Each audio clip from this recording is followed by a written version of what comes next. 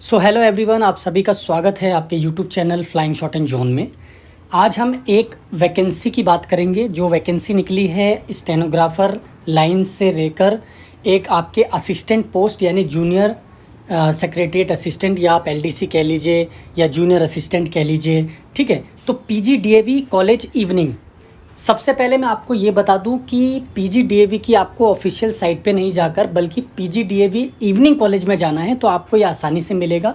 वहाँ पर एक वैकेंसी या कैरियर ऑप्शन का एक ऑप्शन होगा। जैसे ही आप डाउन जाएंगे अपने स्क्रीन पर, वहाँ पर आप डायरेक्टली क्लिक करके इस एडवर्टीज़मेंट को देख सकते हैं। तो सबसे पहली चीज़ मैं आपको इसमें ये बता दूं कि ये जो पोस्टें हैं इनमें से मैक्सिमम जो पोस्टें हैं उनमें एक्सपीरियंस चाहिए और कुछ पोस्टें हैं डायरेक्ट रिक्रूटमेंट की। तो फ़िलहाल ये जो डीयू होता है वो अपने अलग अलग कॉलेजों के बेसिस पे रिक्रूटमेंट निकालता है। बहुत अच्छा टैक्टिक्स है क्योंकि हर बार आप 500 रुपये 1000 रुपये फ़ीस पे करेंगे। तो चलिए आगे बढ़ते हैं और बताते हैं इसकी पूरी डिटेल। तो तकरीबन 10 वैकेंसी है जो इस एडवर्टीज़मेंट में एडवर्टाइज्ड हुई है, जिसमें आपका एडमिनिस्ट्रेटिव ऑफिसर से लेकर कंप्यूटर लेबोरेटरी अटेंडेंट। तो बात करते हैं एक एक सारी वैकेंसी की। तो अगर हम बात करें एडमिनिस्ट्रेटिव ऑफिसर की, एक वैकेंसी है, लेवल 10 है, 35 साल मैक्सिमम एज, मैक्सिमम सब में 35 साल है, इससे ज़्यादा किसी में नहीं है एज। लाइब्रेरियन की बात करें तो एक वैकेंसी है जो PWBD कैटेगरी में रिजर्व है। सीनियर पोस्ट पर्सनल असिस्टेंट यानी SPA 4600 ग्रेड पे लेवल 7, 35 साल एज रखी गई है। एक वैकेंसी है जो UR में है। इसके बाद करते हैं हम सीनियर टेक्निकल असिस्टेंट कंप्यूटर, एक पोस्ट है, ये भी आपकी PWBD में है, लेवल 6, 30 साल एज है। सेमी प्रोफेशनल असिस्टेंट लाइब्रेरी एक पोस्ट है, वो भी UR की, 5 लेवल है। अगर पे की बात करें और 30 ईयर्स इसमें जो रखी गई है आपकी एक्सीड ना हो। अब जो बात करते हैं हम असिस्टेंट पोस्ट की, तो देखिए असिस्टेंट पोस्ट 3 है और तीनों UR की है। पे लेवल 4 है आपका, यानी 2400 ग्रेड पे, यानी स्टेनो ग्रेड डी के इक्विवेलेंट। 30 साल इसमें मैक्सिमम एज रखी गई है। जूनियर असिस्टेंट 3 पोस्टें हैं, एक UR की और एक आपकी OBC, 2 OBC की। लेवल 2 यानी जैसा LDC का जो पे होता है लगभग उतना ही है और 27 साल आपकी एज जो है मैक्सिमम रखी गई है। इसके बाद लाइब्रेरी असिस्टेंट और लाइब्रेरी अटेंडेंट, ये दोनों अलग अलग पोस्ट हैं। असिस्टेंट जो है इसमें एक UR की है जो 4 लेवल 2400 ग्रेड पे, 30 साल इसकी एज रखी गई है। और लाइब्रेरी अटेंडेंट जो है उसकी 4 पोस्ट है, 2 UR 2 OBC की, और लेवल 1 30 साल एज इसकी रखी गई है। कंप्यूटर लेबोरेटरी अटेंडेंट, इसकी भी एक एज वैकेंसी है UR की और इसमें भी 30 साल एज है, बट पे लेवल 1 है, यानी आप MTS समझ सकते हैं इनको। हालांकि MTS जैसा लगभग काम होता है, ठीक है, तो आप MTS ही मान के चलिए। तो चलिए अब मैं इसकी टॉपिक वाइज आपको एजुकेशनल क्वालिफ़िकेशन बता दूं और क्या एक्सपीरियंस मांगा गया है, अगर मांगा गया है किसी पोस्ट में तो कितना, और अगर नहीं मांगा गया है तो क्या एजुकेशनल क्वालिफ़िकेशन आपके पास मिनिमम होना चाहिए इन पोस्टों को अप्लाई करने के लिए। तो देखिए DU का जो फॉर्म होता है बहुत ईजी होता है, थोड़ा सा हेक्टिक होता है क्योंकि थोड़ा सा लंबा चला जाता है अगर हम किसी और फॉर्म से कंपेयर करें। तो चलिए बात करते हैं धीरे धीरे। तो देखिए सबसे पहला है एडमिनिस्ट्रेटिव जो ऑफिसर की पोस्ट है, ठीक है। आपका जो रिकॉर्ड है वो अच्छा होना चाहिए, उसके साथ साथ आपको मास्टर डिग्री में 55% का मार्क्स होना चाहिए या ग्रेड B के आप इक्विवेलेंट होने चाहिए UGC पॉइंट ऑफ व्यू से, ठीक है। UGC के जो 7 पॉइंट ऑफ स्केल होते हैं उसमें आपको ग्रेड B मिलना चाहिए। अगर मैं एक्सपीरियंस की बात करूं तो आप इसको नील समझ लीजिए। क्यों? क्योंकि जो आपका जो भी चीज़ इन एडिशन मांगा गया है वो डिज़ायरेबल में है। तो डिज़ायरेबल का मतलब ये होता है अगर आप पे है तो आपको वरीयता दी जाएगी, अदरवाइज़ आप इग्नोर भी करेंगे तो चलेगा, ठीक है। एसेंशियल आपकी होनी चाहिए। चलिए अब बात करते हैं आपकी लाइब्रेरियन की। तो लाइब्रेरियन का भी पे लेवल 10 है, बहुत बढ़िया है आपका। इसमें भी लाइब्रेरी साइंस में मास्टर होना चाहिए 55% मार्क्स के साथ, और आप नेशनल लेवल जो टेस्ट होता है UGC का वो क्वालिफाइड होने चाहिए, ठीक है। कुछ नोट है जो दे रखे हैं, तो अगर जो भी लाइब्रेरियन पोस्ट के लिए अप्लाई करना चाहते हैं वो आप इसे आराम से पढ़ सकते हैं, ठीक है। चलिए अब बात करते हैं इस वैकेंसी में सीनियर पर्सनल असिस्टेंट की। देखिए ये भी जो पे लेवल है इसका 7 है और अच्छी पोस्ट है। अगर मैं कॉलेज वाइज देखूं तो वर्कलोड भी इतना नहीं है जितना नॉर्मल गवर्नमेंट में रहता है। चलिए, बैचलर डिग्री आपका कंप्लीट होना चाहिए, सबसे पहली रिक्वायरमेंट तो यही है। और जो दूसरी रिक्वायरमेंट है वो आपकी यह है कि कम से कम आपके पास 3 साल का एक्सपीरियंस होना चाहिए। Private secretary, personal assistant, stenographer, executive assistant, executive secretary in government department, universities, autonomous bodies, PSUs या किसी एजुकेशनल इंस्टीट्यूट जो गवर्नमेंट से रिकॉग्नाइज्ड हो, यानी कि अंडरटेकिंग भी चलेगा और गवर्नमेंट प्योर भी चलेगा, सेमी गवर्नमेंट भी चलेगा। लेकिन एक चीज़ आपको मैं ये बता दूं कि ये जो एक्सपीरियंस है ये परमानेंट, नॉन परमानेंट और कॉन्ट्रैक्चुअल तीनों पे लागू होता है।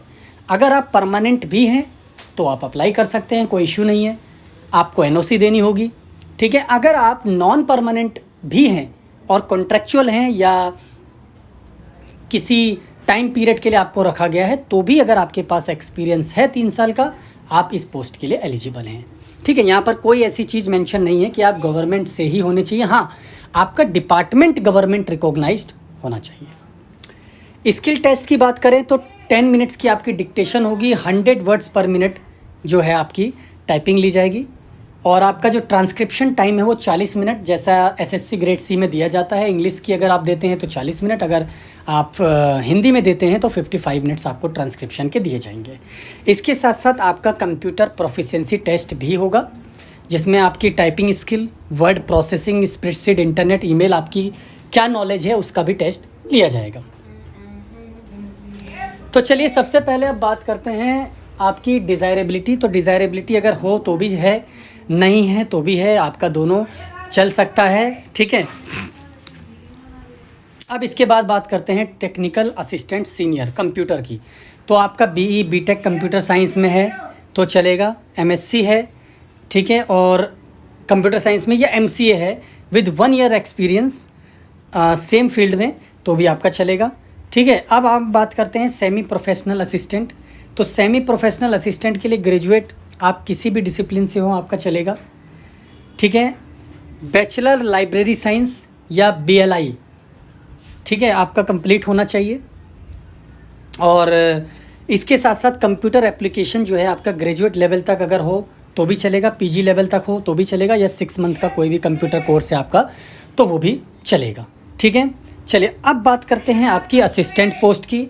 तो असिस्टेंट पोस्ट जो है इसमें 3 वैकेंसी है, मैं आपको पहले ही बता चुका हूँ। अगर हम एसेंशियल रिक्वायरमेंट की बात करें तो आपका ग्रेजुएट सबसे पहली रिक्वायरमेंट है और दूसरा आपकी जो कंप्यूटर में नॉलेज है बेसिक वो होनी चाहिए, ठीक है। चलिए अब बात करते हैं जूनियर असिस्टेंट की। तो ये तो थी असिस्टेंट की जो 2400 ग्रेड पे की है, यानी कि आप यूडीसी रैंक मान सकते हैं इसे। अब आता है एक जूनियर असिस्टेंट जिसमें आपका जो है 10+2 होना चाहिए और 30 वर्ड्स पर मिनट आपकी हिंदी में टाइपिंग होनी चाहिए अगर आप हिंदी में देते हैं, और अगर आप इंग्लिश में देते हैं तो 35 वर्ड्स पर मिनट आपकी टाइपिंग स्पीड इंग्लिश में होनी चाहिए, ठीक है। अब बात करते हैं लाइब्रेरी असिस्टेंट का।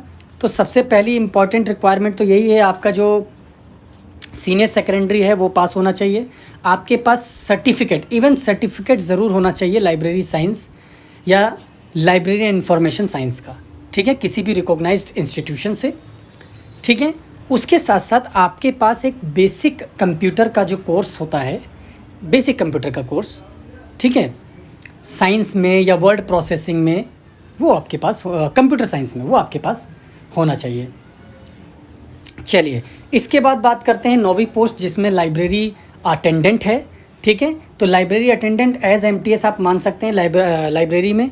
तो 10 आपको पास होना ज़रूरी है और सर्टिफिकेट आपके पास होना चाहिए, ठीक है। अगर आपके पास कंप्यूटर की नॉलेज है या बेसिक कंप्यूटर का कोर्स आपने किया उसका सर्टिफिकेट है तो आपको वरीयता दी जाएगी, डिज़ायरेबिलिटी में ये मांगा गया है। तो इसके बाद है लास्ट पोस्ट जिसका नाम है आपका कंप्यूटर लेबोरेटरी अटेंडेंट। तो ये भी आपका एमटीएस एज इक्विवेलेंट है और 10th आपको मांगा गया है इसमें, ठीक है। और देखिए यहाँ पर सारी चीज़ें साफ साफ लिखी गई है, नोट में भी आप पढ़ सकते हैं कि जो भी एमटीएस ड्यूटीज़ करते हैं वो आपको परफॉर्म करनी होगी, ठीक है। 10th आपको पास होना है और आपका साइंस जो है वो एज ए सब्जेक्ट होना चाहिए। तो ये तो रही इसकी एजुकेशनल क्वालिफ़िकेशन। मैं कुछ एक जनरल इंस्ट्रक्शंस हैं जो आपको बता दूँ जो आपको कन्फ्यूज़न क्रिएट कर सकता है, ठीक है। तो लास्ट डेट आप जानते ही हैं 10 अगस्त इसकी लास्ट डेट है। आप 10 अगस्त रात को 12 बजने से पहले 1 मिनट पहले आप इसे अप्लाई कर सकते हैं। अगर आप लाइब्रेरियन पोस्ट के लिए अप्लाई करते हैं तो आपका जो लिंक है, तीसरा पॉइंट आप देख रहे होंगे, वो अलग है, https://rec.uod.ac.in।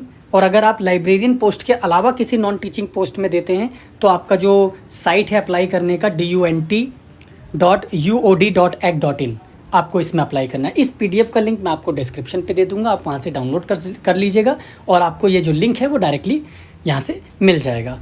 तो सबसे इम्पॉर्टेंट चीज़ आपको ये समझनी है इस एप्लीकेशन को अप्लाई करने से पहले कि आपका जो एप्लीकेशन फ़ीस है वो 500 रुपये है। अगर आप रिज़र्व कैटेगरी से हैं तो आपको एग्जेम्प्ट मिलेगा। दूसरी चीज़ ये है कि आपको जो फॉर्म अप्लाई करना है इसमें आपके सारे जो भी डॉक्यूमेंट होंगे वो स्कैन्ड भी होंगे, ठीक है। चलिए, अब इसके बाद इससे भी इम्पॉर्टेंट चीज़ मैं आपको बता दूं तो वो ये है कि इसका जो सिलेबस है वो क्या है। तो चलिए सिलेबस की बात कर लेते हैं। इसमें सिलेबस क्या रहने वाला है आपका,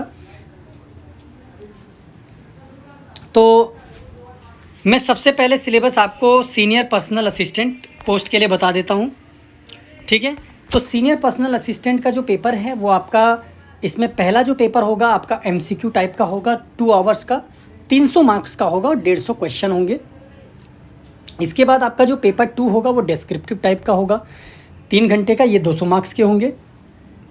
और जो आपका स्किल टेस्ट होगा ये आपके सब्जेक्ट मैटर पे डिपेंड करता है। जनरल सी बात है, आप शॉर्ट हैंड के लिए जा रहे हैं तो शॉर्ट हैंड का ही टेस्ट लिया जाएगा। तो 50 मार्क्स का होगा और आपको क्वालिफाई करना है, ये मार्क्स आपकी मेरिट में ये काउंट नहीं होगा। तो आपका टोटल जो मेरिट वाला काउंट मार्क्स होगा वो 500 का होगा, ठीक है। तो चलिए अब टेस्ट कंपोनेंट की आपको बता दूं तो टेस्ट कंपोनेंट में पेपर 1 जो है आपके, इसमें 5 सेक्शंस हैं और पांचों सेक्शंस के वेटेज अलग अलग हैं, जिसमें journal awareness 25, reasoning ability 25 mental mathematics ability और आपकी इंग्लिश या हिंदी 25 नंबर की होगी। और ये दोनों ही जो है 50-50 मार्क्स के होंगे ये सारे। और आपका जो क्वेश्चन होगा जो स्पेसिफिक पोस्ट कंसर्न होगा, यानी कि आप शॉर्ट हैंड के लिए अप्लाई कर रहे हैं तो आपके शॉर्ट हैंड से रिलेटेड कुछ स्पेसिफिक क्वेश्चंस पूछे जाएंगे, वो 50 मार्क्स के होंगे और वो होगा आपका 50 क्वेश्चन होंगे और वो आपका 100 मार्क्स का होगा। डिस्क्रिप्टिव टाइप का जो पेपर है वो आपको ऑब्वियसली पता ही है, वो आपका 200 नंबर का होगा।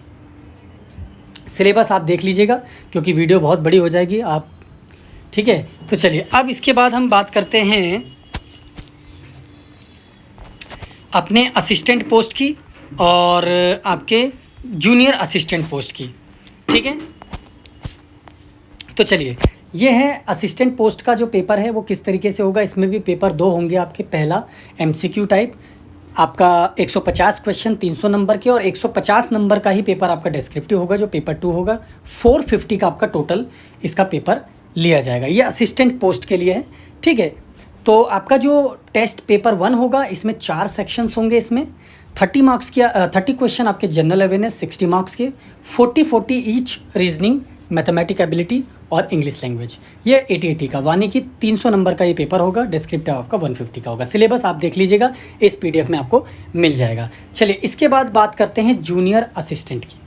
तो जूनियर असिस्टेंट का भी सेम जो है पेपर पैटर्न होगा। पेपर 1 और पेपर 2 एमसीक्यू होगा पेपर 1 और पेपर 2 में आपके एस्से और कॉम्प्रिहेंसिव टेस्ट लिया जाएगा 1.5 घंटे में 100 मार्क्स का, यानी कि ये 300 नंबर का होगा, ठीक है।